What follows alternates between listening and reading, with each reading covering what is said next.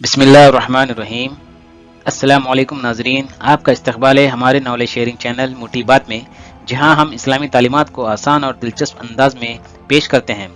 آج ہم مختلف اسلامی موضوعات پر گفتگو کریں گے۔ چلیے بغیر وقت ضائع کرے ویڈیو شروع کرتے ہیں اور دین کی روشنی میں اپنی زندگی سنوارتے ہیں۔ آج کا سوال، حضرت داؤد علیہ السلام کا لقب کیا تھا؟ آپ اپنا جواب کمنٹ کر کے بتا سکتے ہیں۔ جواب اسی ویڈیو میں دیا گیا ہے، لہٰذا ویڈیو کو بنا اسکپ کرے پورا دیکھیں۔ جواب ویڈیو کے آخری میں دیا جائے گا۔ آئیے آج اسلامی تاریخ میں حضرت داؤد علیہ السلام کے بارے میں جانیں گے۔ حضرت داؤد علیہ السلام کا شمار اللہ کے برگزیدہ انبیاء میں ہوتا ہے۔ آپ کو نہ صرف نبوت بلکہ بادشاہت بھی عطا کی گئی۔ آپ کے بارے میں قرآن و حدیث میں کئی اہم باتیں بیان کی گئی ہیں جو آپ کی عظمت اور مقام کو ظاہر کرتی ہیں۔ حضرت داؤد علیہ السلام کے عظیم اوصاف۔ حضرت داؤد علیہ السلام کا لقب خلیفۃ اللہ اور والد کا نام یسع تھا۔ آپ علیہ السلام کا نسب بنی اسرائیل سے ہوتا ہوا حضرت یعقوب سے ہو کر حضرت ابراہیم علیہ السلام کو جا ملتا ہے۔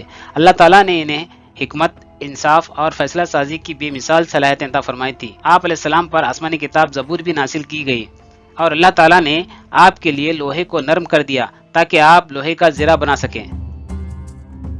آپ علیہ السلام کی زبردست بہادری اور جنگی مہارت۔ حضرت داؤد علیہ السلام ایک بہترین جنگجو اور اللہ کے راستے میں جہاد کرنے والے عظیم مجاہد تھے۔ حضرت داؤد علیہ السلام کا جالوت کو شکست دینے کا واقعہ قرآن مجید میں سورہ بقرہ آیت نمبر 246 سے 251 میں بیان کیا گیا ہے۔ جب بنی اسرائیل ایک عرصے سے جالوت کے ظلم و ستم کا شکار رہے تو اللہ کے حکم سے طالوت کو ان کا بادشاہ مقرر کیا گیا، لیکن بنی اسرائیل نے طالوت کی قیادت ماننے سے انکار کیا کیونکہ وہ کسی بڑے قبیلے سے تعلق نہیں رکھتے تھے، لیکن اللہ نے انہیں علم اور جسمانی قوت میں برتری عطا کی تھی۔ یہ اللہ تعالیٰ کی طرف سے بنی اسرائیل کے لیے ایک آزمائش تھی، جہاں چند مخلص اہل ایمان طالوت کے ساتھ میدان جنگ میں پہنچے، جن میں داؤد علیہ السلام بھی موجود تھے۔ جنگ کے دوران جالوت کا لشکر بہت زیادہ طاقتور تھا اور بنی اسرائیل کے سپاہی خوفزدہ ہو رہے تھے۔ حضرت داؤد علیہ السلام نے اللہ پر بھروسہ کرتے ہوئے جالوت سے لڑنے کا فیصلہ کیا۔ حضرت داؤد علیہ السلام نے اپنی غلیل سے ایک پتھر مارا جو جالوت کے ماتھے پر لگا اور وہ زمین پر گر گیا۔ پھر حضرت داؤد علیہ السلام نے اسے قتل کر دیا۔ یوں اللہ تعالیٰ نے بنی اسرائیل کو فتح عطا فرمائی۔ اسلامی تعلیمات میں آج ہم سودی کاروبار کے بارے میں جانیں گے۔ سود ایک ایسا مالی نظام ہے جسے اسلام نے سختی سے حرام قرار دیا ہے۔ قرآن و حدیث میں سود کے خلاف سخت وعیدیں بیان کی گئی ہیں کیونکہ یہ نظام معاشرتی ظلم اور اقتصادی مسائل کو پیدا کرتا ہے۔ آئیے سود کی تعریف اور اس کا مطلب جانتے ہیں۔ عربی زبان میں سود کو ربا کہا جاتا ہے، جس کا مطلب بڑھنا یا زیادہ ہونا یا کسی چیز میں غیر فطری اضافہ ہونا۔ شرعی اصطلاح میں ایسا نفع جو بغیر کسی حقیقی کاروبار یا محنت سے کمایا گیا ہو۔ مثلا کسی کو قرض دے کر اس سے دی گئی رقم پر زیادہ رقم حاصل کرنا سود کہلاتا ہے۔ حتیٰ کہ رقم کے علاوہ کوئی اور چیز قرض کی رقم پر حاصل کرنا بھی سود کے زمرے میں آتی ہے۔ حجۃ الوداع کے آخری خطاب میں اللہ کے نبی صلی اللہ علیہ وسلم نے سود کو سختی سے منع کیا ہے اور فرمایا، سنو، جاہلیت کا ہر قسم کا سود ختم کر دیا گیا ہے اور سب سے پہلے میں اپنے خاندان کے سود کو ختم کرتا ہوں، یعنی عباس بن عبد المطلب کا سود، وہ تمام کا تمام سود ختم کر دیا گیا۔ صحیح مسلم۔ اسلام میں سود کی مکمل ممنوعیت کا اعلان تاریخی مراحل میں ہوا اور حجۃ الوداع میں اس کا حتمی اعلان کیا گیا۔ قرآن میں سود کی ممنوعیت۔ قرآن مجید میں اللہ تعالیٰ فرماتا ہے، جو لوگ سود کھاتے ہیں وہ قیامت کے دن ایسے کھڑے ہوں گے جیسے کوئی شیطان انہیں چھو کر پاگل بنا دیا ہو۔ سورہ بقرہ آیت نمبر 275۔ ایک اور آیت میں اس کی ممنوعیت سختی سے کی گئی ہے، اے ایمان والو، اللہ سے ڈرو اور جو کچھ سود میں سے باقی رہ گیا ہے اسے چھوڑ دو اگر تم مومن ہو، اور اگر تم باز نہ آئے تو اللہ اور اس کے رسول کی طرف سے جنگ کے لیے تیار ہو جاؤ۔ سورہ بقرہ آیت نمبر 278 اور 279۔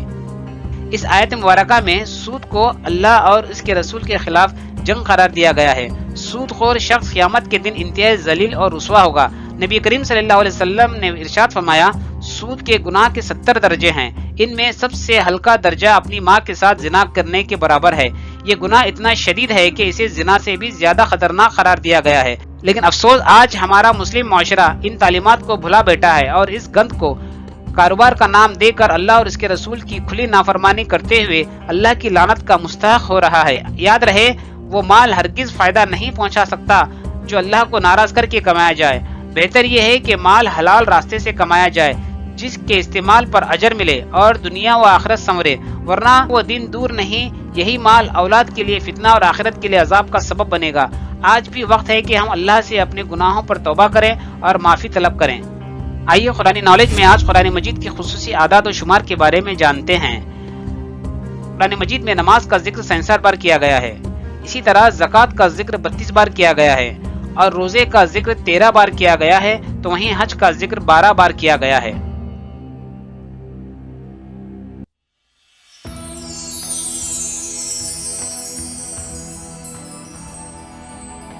آئیے طبی ٹپس میں آج ہم روزے کی تھکان کو دور کرنے کے لیے طاقتور انناس کا شربت بنانے کا طریقہ جانتے ہیں۔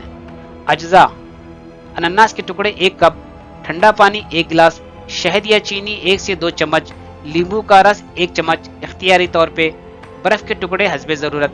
ترکیب: انناس کے ٹکڑوں کو گرینڈر میں ڈالیں، اس میں ٹھنڈا پانی اور شہد یا چینی اور لیمبو کا رس شامل کریں۔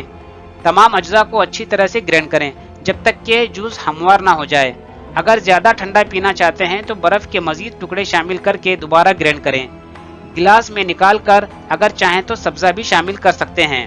تازہ اور توانائی بخش انناس کا جوس افطار میں روزے کی تھکان کو دور کرنے کے لیے تیار ہے۔ یہ جوس روزے کے بعد پینے سے فوری توانائی فراہم کرتا ہے، معدے کو سکون دیتا ہے اور ہاضمہ بہتر بناتا ہے، جسم میں پانی کی کمی کو پورا کرتا ہے، وٹامن سی اور اینٹی آکسیڈنٹ سے بھرپور ہے۔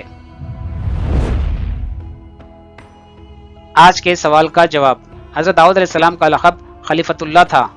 امید کہ آپ کو آج کا یہ ویڈیو پسند آیا ہوگا، تو اسے لازمی شیئر، سبسکرائب اور لائک کیجیے، اور ساتھ ہی بیل آئیکن پر ضرور کلک کیجیے تاکہ اس طرح کی ویڈیو کی نوٹیفیکیشن آپ کو ملتے رہیں۔ اللہ تعالیٰ سے دعا ہے کہ اللہ تعالیٰ ہمیں شرک و بدعت اور دیگر خرافات سے ہماری حفاظت فرمائے اور اس رمضان مبارک کو ہمارے نجات کا ذریعہ بنائے۔ آخر میں خوش رہیے، آباد رہیے، ملتے ہیں اگلے ویڈیو میں۔ اللہ حافظ۔